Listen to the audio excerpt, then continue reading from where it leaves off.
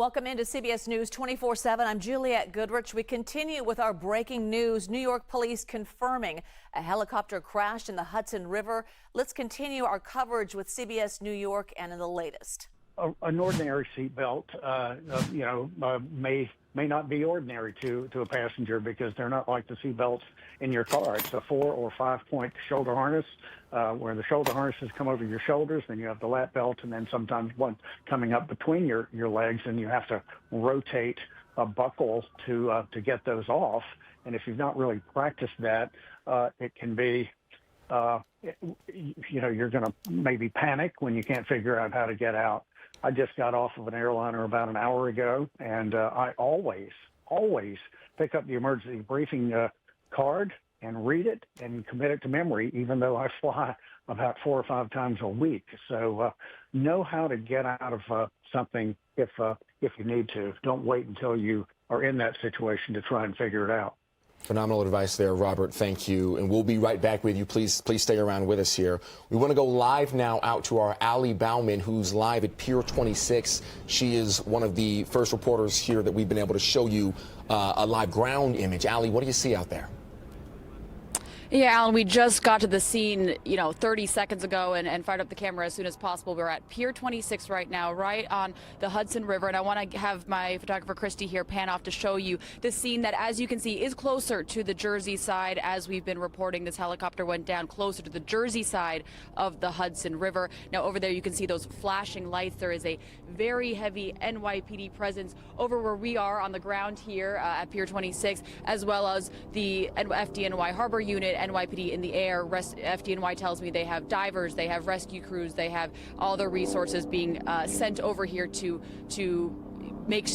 respond to the scene as quickly as possible. Now, right now, the NYPD is telling us that at least one person is confirmed dead. I was told that at least 2 people have been pulled out of the Hudson River at this hour. Unclear the condition of that second person, whether they've been pulled out alive or dead at this point. Now, sources are also telling us that the NYPD believes there is could be a child on board. It's not clear how many passengers in total. Now, it does appear that this was a recreational helicopter, a touring helicopter that we often see, flying around the Manhattan skyline, flying over the Hudson River, a daily occurrence here.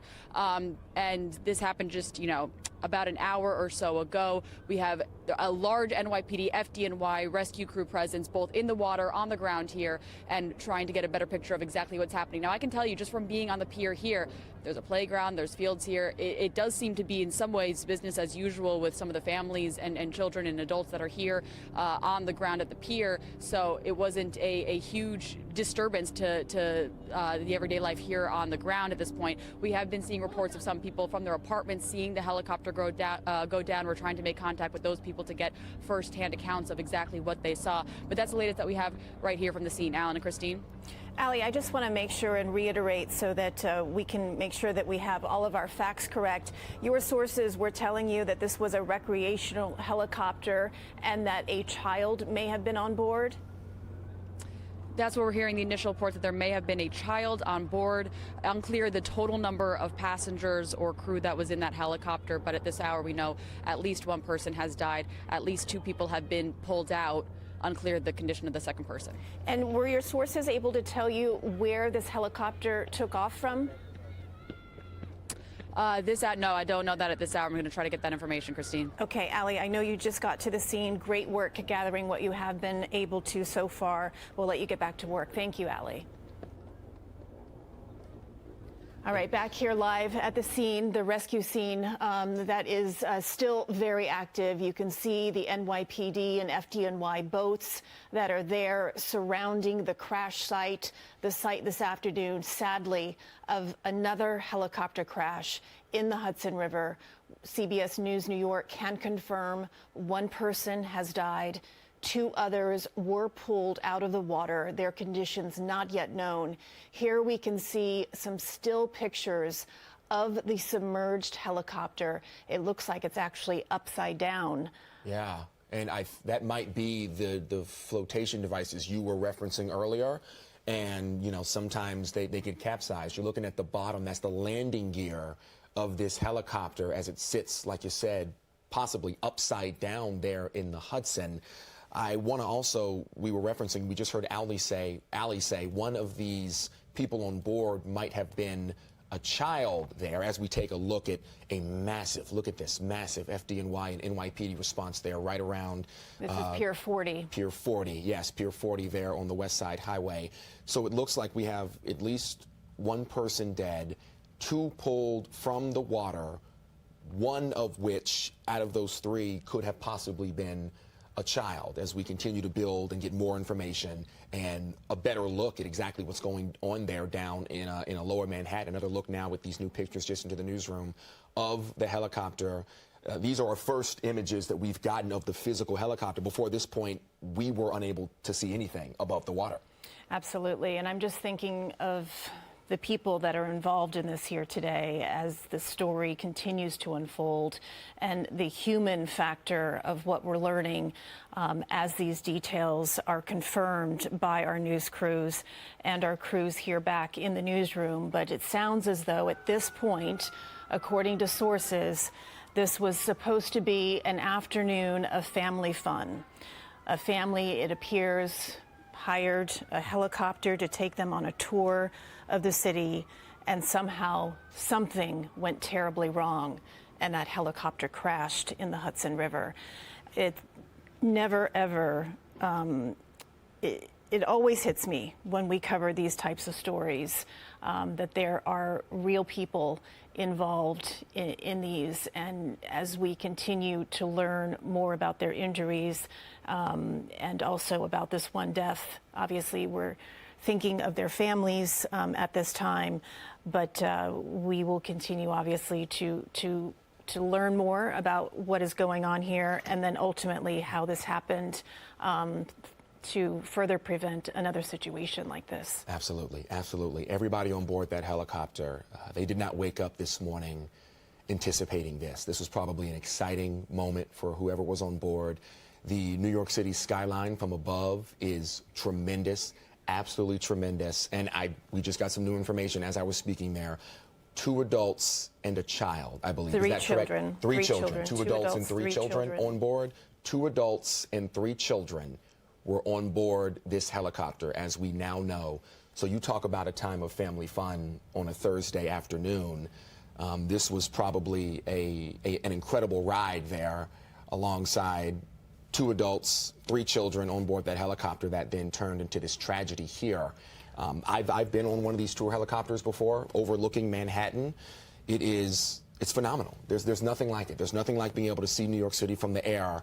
And even when you buckle up and you trust the company and you know what's going to happen and you trust in that flight, you can never be 100% sure.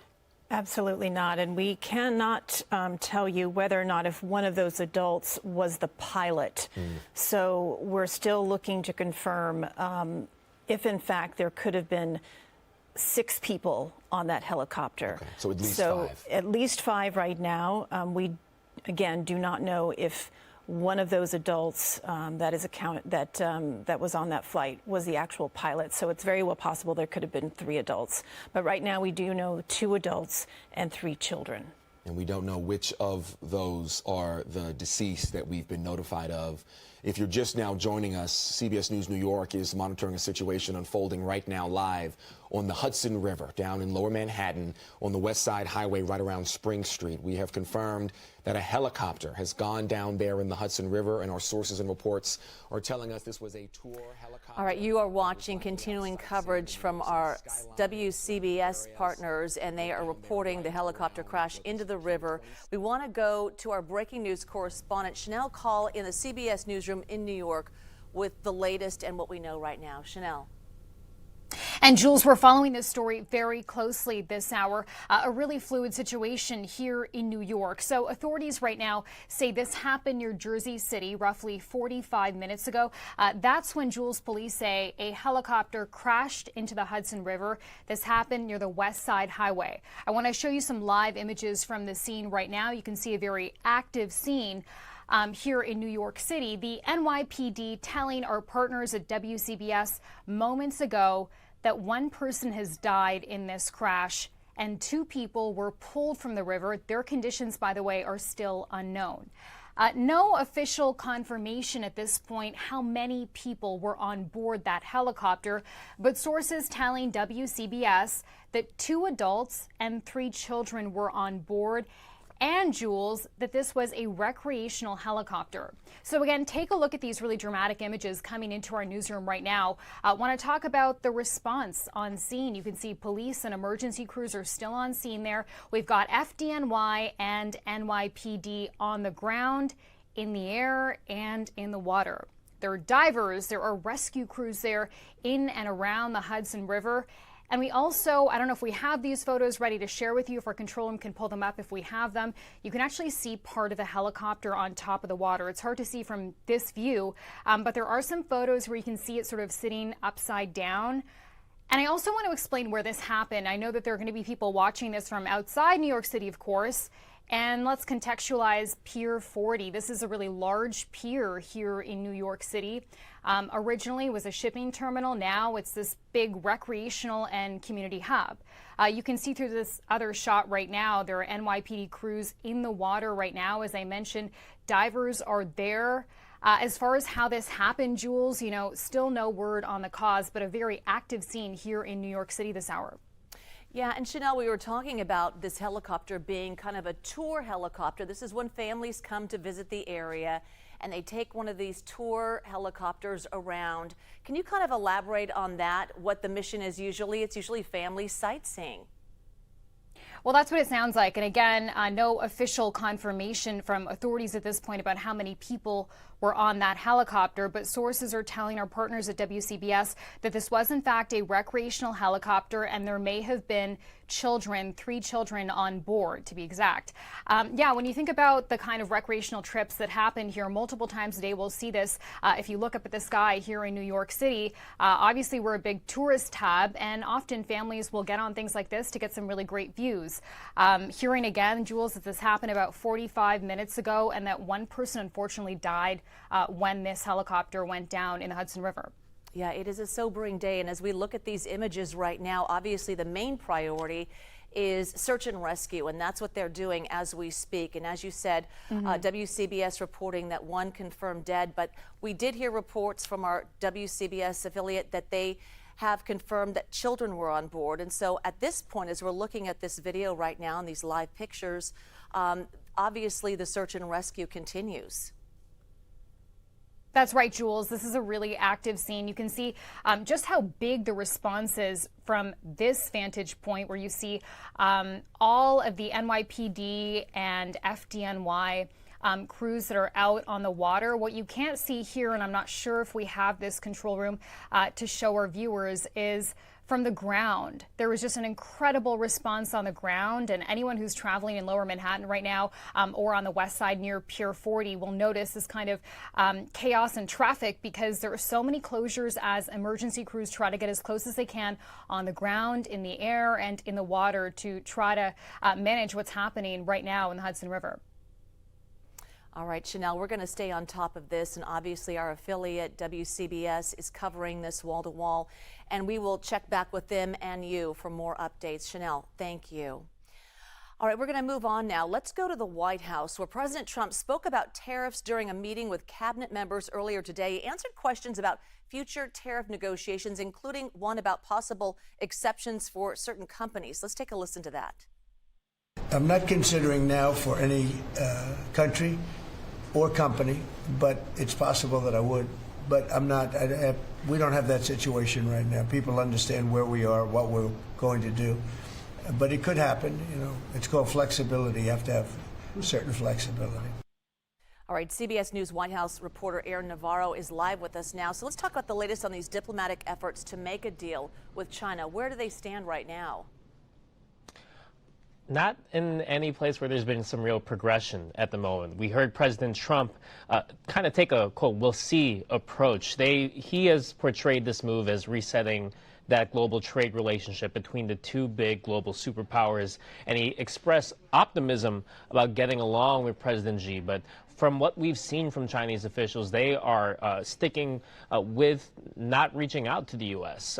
They have said they will, quote, fight to the end on a tariff war. They've also said they would look to other countries to bolster their trade relationships, such as neighboring countries in Asia as well as the European Union. And just some context, too, the U.S. right now has a tariff of up to 145% on some Chinese goods. Some things are excluded, such as steel, cars, and pharmaceuticals, but definitely a big number that we've seen China already respond to with their own tariffs. But it seems like a game of chicken at the moment. So, Aaron, what else did the president discuss during this cabinet meeting?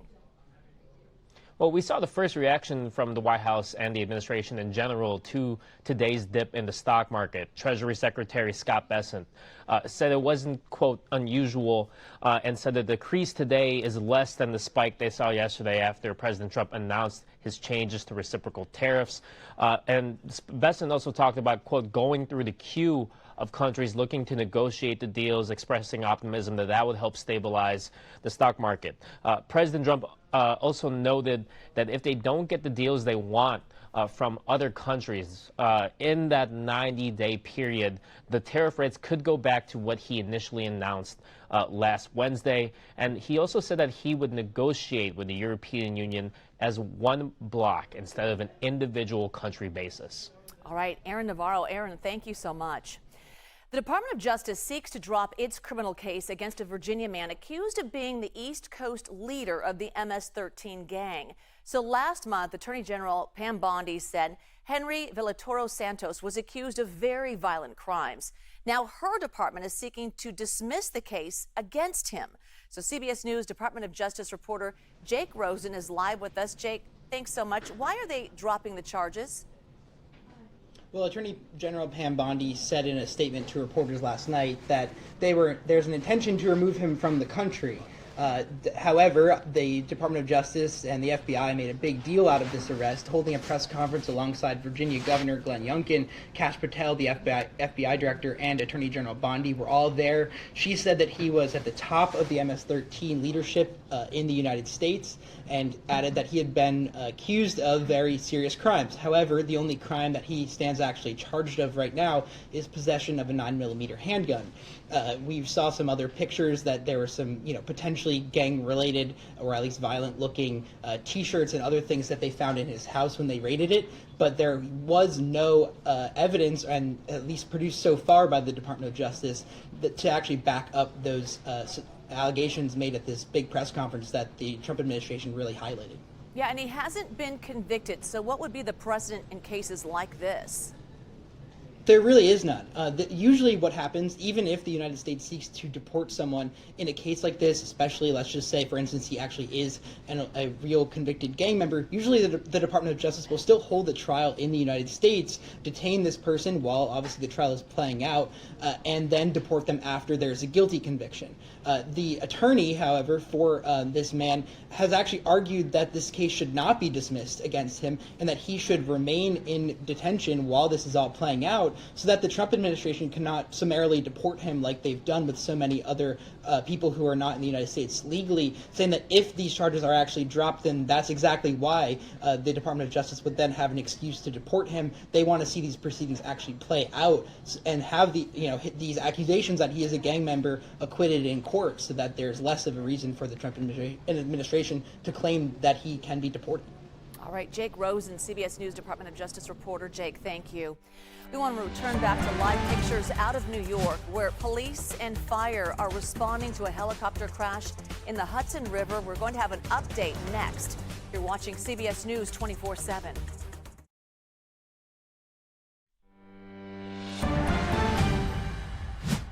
Now to our other big story. The markets closing moments ago as stocks erase much of the gains from yesterday's historic rally. So let's take a look at our interactive stock market heat map. This is brought to you by FinViz. It is showing the top 500 stocks in real time. Red indicating the stock is down.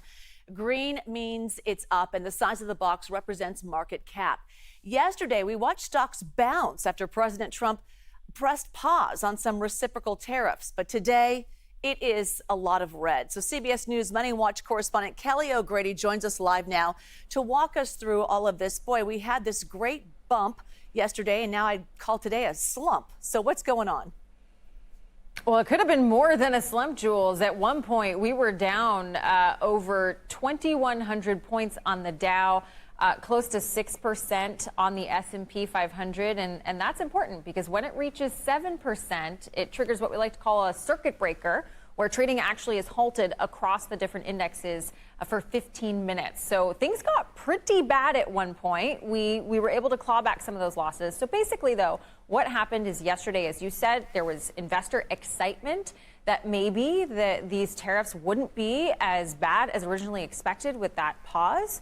But today, there was a little bit more of reality sinking in. Economists and analysts that I spoke to after the market closed yesterday said, we have not reached the bottom and we have not reached the end of this uncertainty and volatility.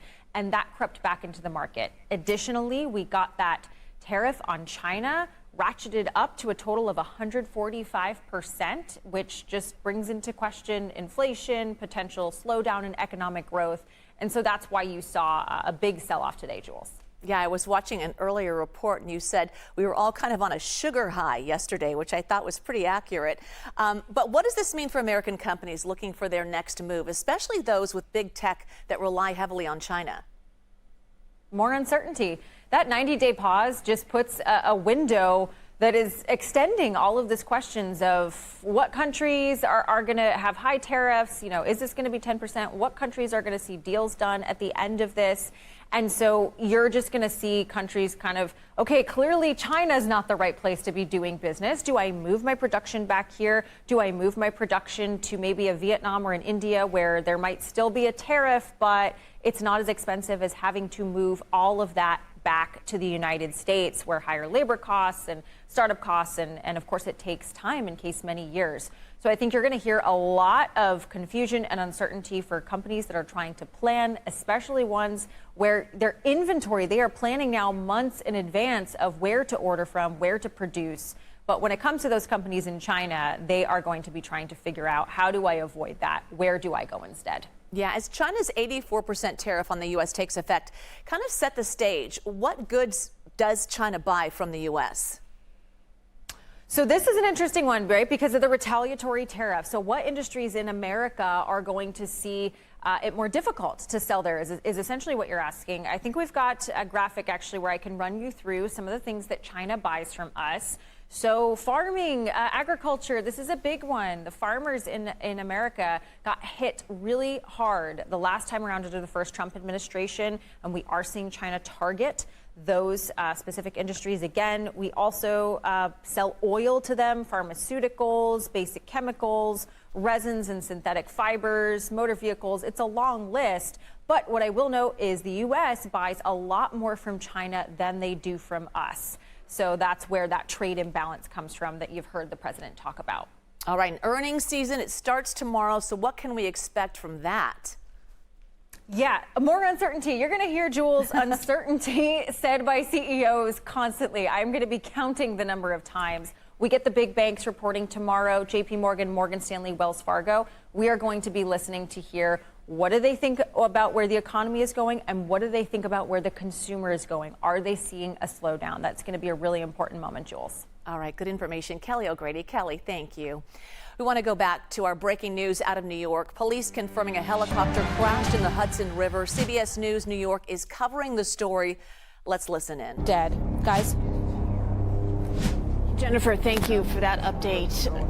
For our viewers that may just be joining us as we approach almost 4:30 in the afternoon on this Thursday, we would like to update you on the latest of what we know so far. A helicopter crashed into the Hudson River. The remnants of that helicopter are now upside down on the Jersey side of the Hudson near Hoboken. Massive police and fire presence on both sides of the Hudson. You can see here from Pier 40, the emergency response there. It is exactly the same situation on the New Jersey side. We can tell you, we have confirmed there were 2 adults and 3 children on the helicopter. We do know right now that one person, unfortunately, has died. 2 others were pulled from the helicopter. We are still waiting to confirm their conditions. So there are still 2 people. Okay, now, excuse me, I'm just hearing from our newsroom that there were actually 6 people on that helicopter. So we originally learned that there were 5. Now we are learning that there was one more person. So a total of 6 people and at least 3 children. So it appears as though that there were 3 adults and 3 children, which is what we suspected earlier in our coverage. Please bear with us because this information is coming in every second as this story unfolds. But here is video that you're looking at right now. And in that circle is the wreckage of that helicopter. It is now submerged underneath the water. The flotation devices appeared to have malfunctioned. Well, we don't know that yet. Yeah, true. But we did see them on the skids that Pat Sumwalt did reference as well. But those flotation devices are meant to be there for situations just as this, for emergency water landings. Now, obviously, we cannot speculate what happened, but we can tell you now that this helicopter is submerged in the water and it is upside down. Now, one worry that we have that has developed since the time that we have gone on the air is the weather. We are expecting rain here this evening. Obviously, that is going to hinder the rescue operation. And also, we're working up against the time of sunset. So we are hoping to hear from FDNY and NYPD, also the emergency crews over on the New Jersey side, to hopefully get an update that everyone has been recovered, at least from the wreckage. And it looks like we've got a dive team here, scuba dive team here, who is probably preparing to go in that water. Maybe they just got out. We're going to wait and see exactly what they plan on doing there. You were referencing the weather. I think Alicia also brought it up as well. It is cold outside to be submerged in water. You're talking about a sudden immersion in near freezing temperatures. If we're going to get the exact temperature, 46 degrees out there, you immediately go into shock. Your body goes into shock. Your heart rate rises very quickly. Your breathing shortens. And that is while you are dealing with being likely strapped into a helicopter, as we heard Robert Sumwalt talking about today, because that is not an easy buckle to unbuckle with that submersion effort. Like you said, Christine, 6 people, at least 3 children. We're assuming, we're believing 3 adults, the pilot, as we've been confirmed. And we're also now aware that New York City Mayor Eric Adams is there on scene along with his team.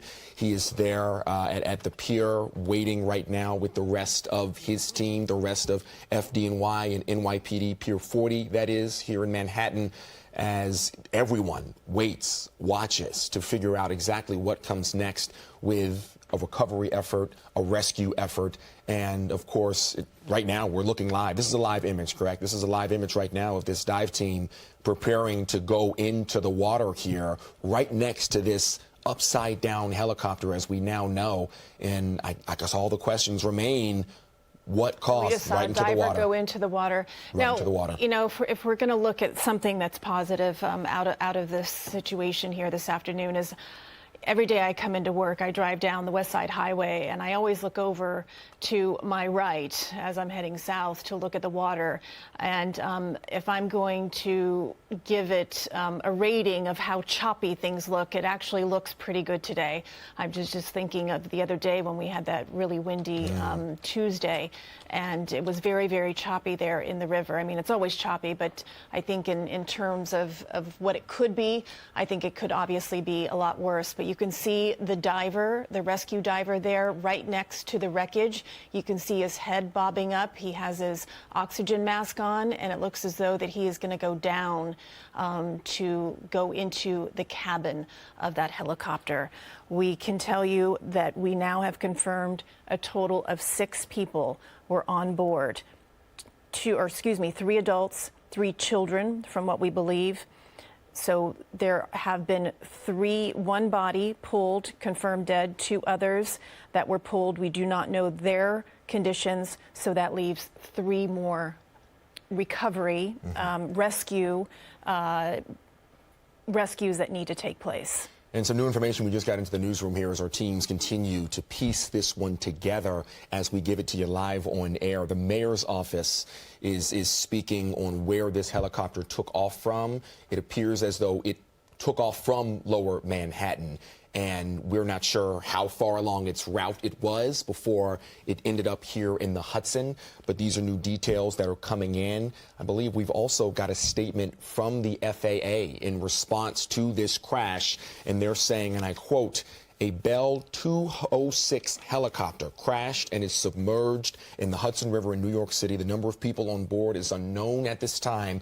That's coming from the FAA. CBS News New York is slowly piecing it together. How many people we believe may have been on board? At least 6, as we know, 3 adults, 3 children with this helicopter. They went on to say the FAA and the National Transportation Safety Board will investigate. The NTSB will lead the investigation and provide any updates as we get them. So that is where we are piecing this together right now. A Bell 206 helicopter is a very familiar helicopter to many of you. If you've looked up in the air, you've seen them. They frequent the Manhattan skyline. It's a 2-blade, single and twin engine helicopter. It can be one of either. We know this was a tourist helicopter, a sightseeing helicopter. So that is where we're getting the information about. This could have been a family. This could have been a sightseeing tour. People looking to see more about New York City, looking to see it from the air. And now we're stuck with this tragic image of this helicopter upside down in the Hudson. We can see the head of the diver that went into the water there. He's been submerged for a couple of minutes now. He looks like he's coming back up. CBS News New York is still trying to work to get information on the exact number and condition of those on board this helicopter. Right now, we want to get to CBS meteorologist Nikki Nolan. She lives on the Jersey side of the Hudson, Jersey City to be exact. Nikki, thanks for joining us as we continue our coverage here. I understand that you can actually see the wreckage from your apartment. Hi, yes, I can. It looks like a bunch of emergency crews, both on land and on the water, that are overseeing the wreckage of the helicopter crash. It looks like there are some ambulances and, of course, local media that are all along. Basically, these piers and this big barrier that where the crash site is actually the start of the Holland Tunnel that connects all the way over onto the other side of the Hudson to get to the other side of New York. So it looks like the crash was right at the base of that. And then just on the other side of my apartment complex, there is a helicopter pad that they could have been commuting either from or trying to get to, which puts them in these lower altitudes. So, Nikki, I'm just curious, did you actually see anything take place?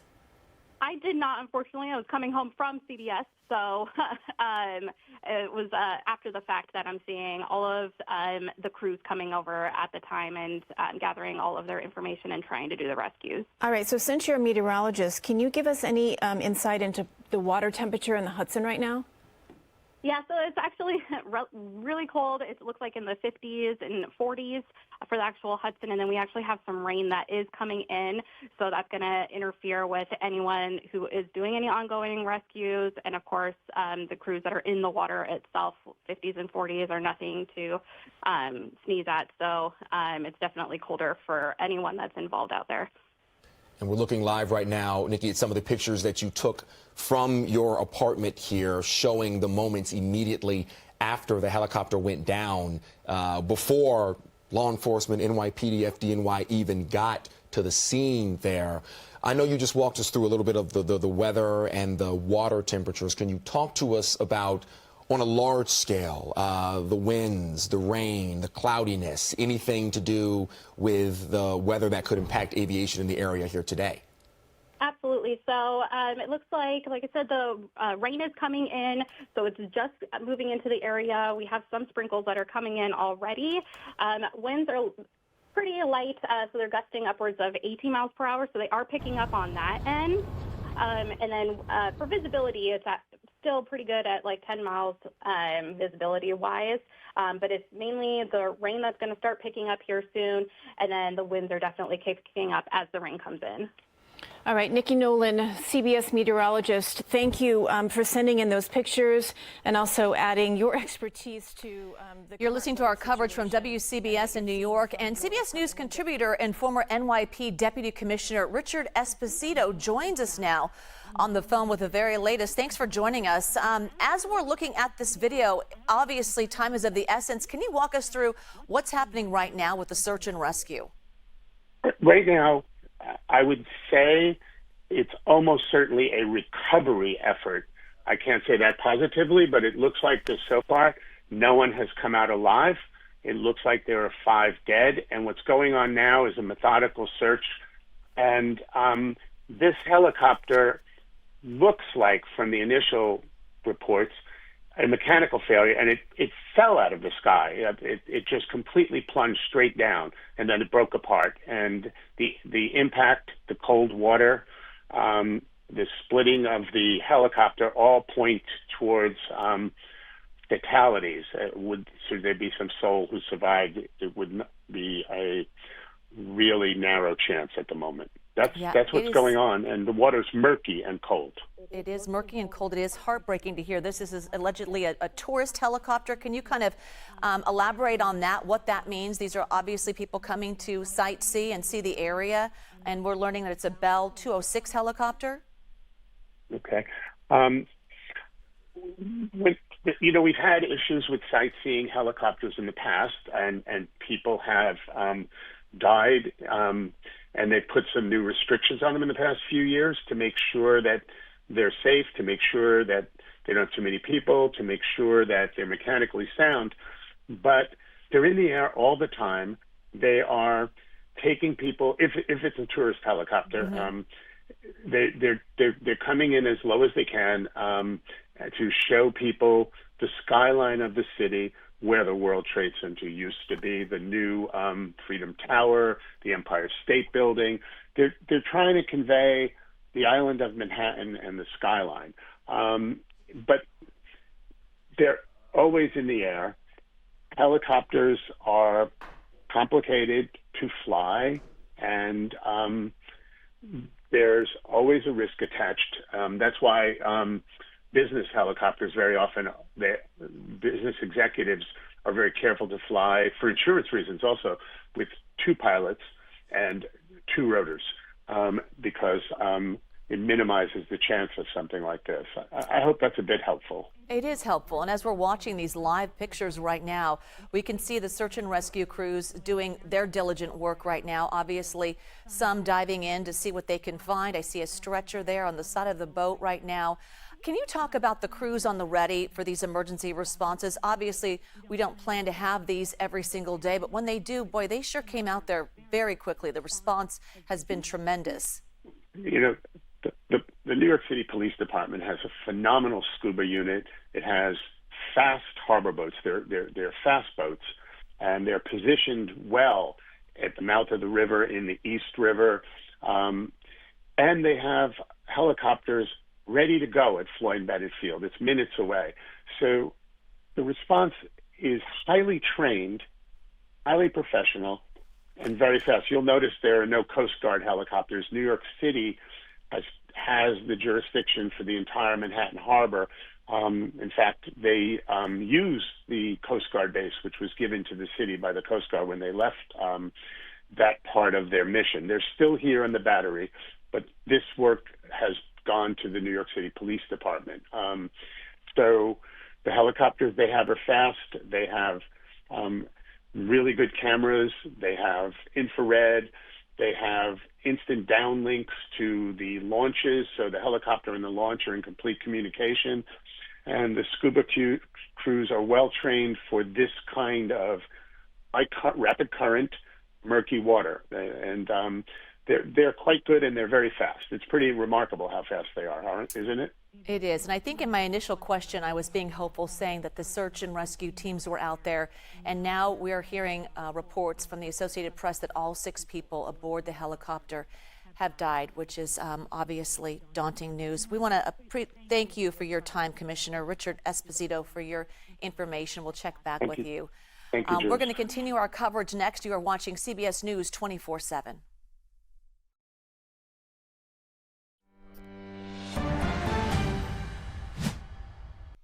Let's continue our breaking news out of New York. A helicopter crashed in the Hudson River. Let's go to our breaking news correspondent, Chanel Call, in the CBS newsroom in New York with the latest information. Chanel. And just a really tragic update this hour, Jules. Authorities again say this happened near New Jersey around 3:15 p.m. Eastern Standard Time. That's when police say a helicopter crashed in the Hudson River. This happened near the West Side Highway near Hoboken. And a source confirming to CBS News now that all 6 people who were on board the chopper have now died. The source is telling us the bodies of all 6 people were recovered. This includes 2 people believed to be children. The body of the pilot, we're told, was also recovered inside the aircraft. So that's the latest that we're hearing in terms of the human impact here. No official confirmation right now, of course, on a cause for this crash, but we do know this does seem to be a recreational helicopter that went down in the Hudson River earlier today. That's according to a source from WCBS, our local CBS station. Take a look at this response on the scene right now. Police are there, emergency crews are there, a really heavy police presence, both FDNY and NYPD. They are there on the ground, in the air, and in the water there. There are also scuba divers we saw, rescue crews who were there in and around the Hudson River. We also have some new photos that I want to share with you if our control room can bring them up. You can see part of the helicopter on top of the water. It appears to be sitting upside down in those images. I'm not sure if we can share those with our viewers right now because it's hard to see from these really far away aerial shots where the helicopter actually went down. Again, Jules, a really fluid situation. We're just learning moment by moment, piecing things together as far as how this happened. We still have really no idea about the cause. But I can also tell you the FAA, we reached out to them. They tell us this was a Bell 206 helicopters. And I'll quote, they say, and the FAA and the National Transportation Safety Board will investigate. The NTSB, it says, will lead the investigation and provide any updates. Jules, also for our national viewers, let's talk about where this happened because we can contextualize this. People here in New York City will understand what Pier 40 is, but if you haven't been here before, you may remember this is a really large pier in the city. It was originally a shipping terminal. Now we know this is a really big recreational and community hub. So, given the fact that a source is telling WCBS this was a tourist or recreational helicopter, that checks out for that area. We also, of course, have our national desk working on this story. They are working to confirm some more details, including how many people were on board this helicopter. We are told all 6 people now have died tragically. Also, we want to show you what's happening. I'm not sure if Control Room we can show our viewers what's happening on the ground near Pier 40 because it is a very busy hub of activity right now. Hearing that New York City Mayor Eric Adams is there on scene, so we could be hearing from him soon. His office telling WCBS moments ago that the chopper apparently took off from Lower Manhattan. As for what's ahead here, Jules, it's a really cold day here in New York City. The water is really cold. We're experiencing freezing temperatures today. And if we look ahead, we're also expecting some rain later tonight. And if you look at the time of day, we're approaching sunset. So this can certainly impact the investigation in the hours ahead here. Yeah, and that's what follows the investigation. But obviously, first and foremost was the search and rescue, which we have now learned is a search and recovery. Chanel, we appreciate your reports there. We'll stay on this and obviously not the outcome that anyone wanted to hear. Chanel, thank you. All right, we're following a roller coaster day on Wall Street as stocks erased much of the gains from yesterday's historic rally. So yesterday we watched stocks bounce after President Trump pressed pause on some reciprocal tariffs. But today it is a lot of red. So CBS News contributor J.D. Durkin joins us live from the New York Stock Exchange.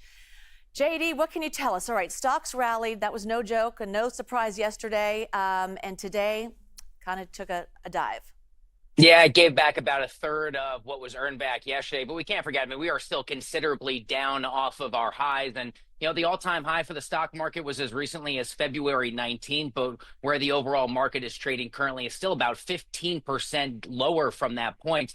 Despite yesterday's much needed and badly needed relief rally, we're down about 13% from inauguration day. And so far, we're about flat or only up or so 1% over the last 52 weeks. And when you take a look at the market, we like to look under the hood and get a sense of what sectors, what companies, what stocks are having the most impact on a day like today. 10 of the 11 sectors of the S&P 500 trading in negative territory. And the companies we call the Magnificent Seven, the big splashy pro-growth, pro-tech stocks, they all got hammered in the session today. Apple, Amazon, Nvidia, Tesla, you name it. It was probably down and to the right. And I think that speaks to the overall volatility and really the key word for the moment we are in with the global financial system, which is uncertainty. We will likely have relief rallies like yesterday, but we've got wild swings of volatility in intraday trading. That's expected to be the new norm, and no one down here on Wall Street expects that to be ending anytime soon.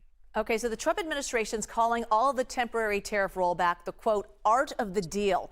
What are investors saying? Do they see the art in this?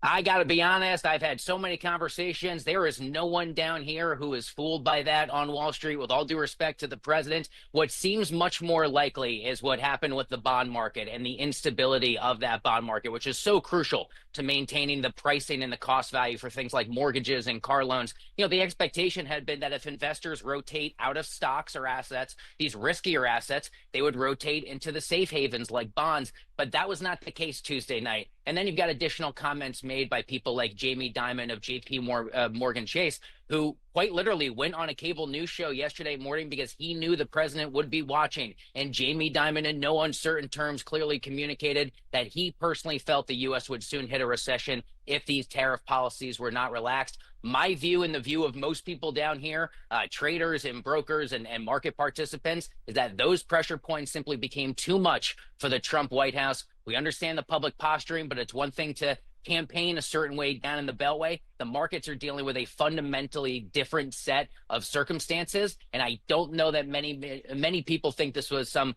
5D chess or art of the deal. I think that bond market breaking Tuesday night really changed things. All right, J.D. Durkin, thank you so much. Good information. Appreciate it. We'll talk to you later on. All right, moving on. It's a tradition unlike any other. The Masters Golf Tournament. It is underway at the Augusta National Golf Club in Georgia. Round one of the tournament. It kicked off earlier today. So Skylar Henry takes us there live.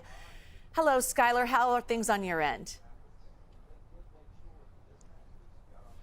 Hi there. Good to see you as always. It is a phenomenal day here at Augusta National Golf Club, watching this first round of action here in this tournament. And already some surprises there when you look at who is at the top of the leaderboard right now. Justin Rose is the name to pay attention to. He usually performs well here. The problem is for him is that he doesn't finish exactly where he wants to. Several top 10 finishes over the course of the last several years, but he has yet to earn that green jacket. We'll see if he is able to hold on to that momentum. Obviously, still a long way to go until the end of this tournament.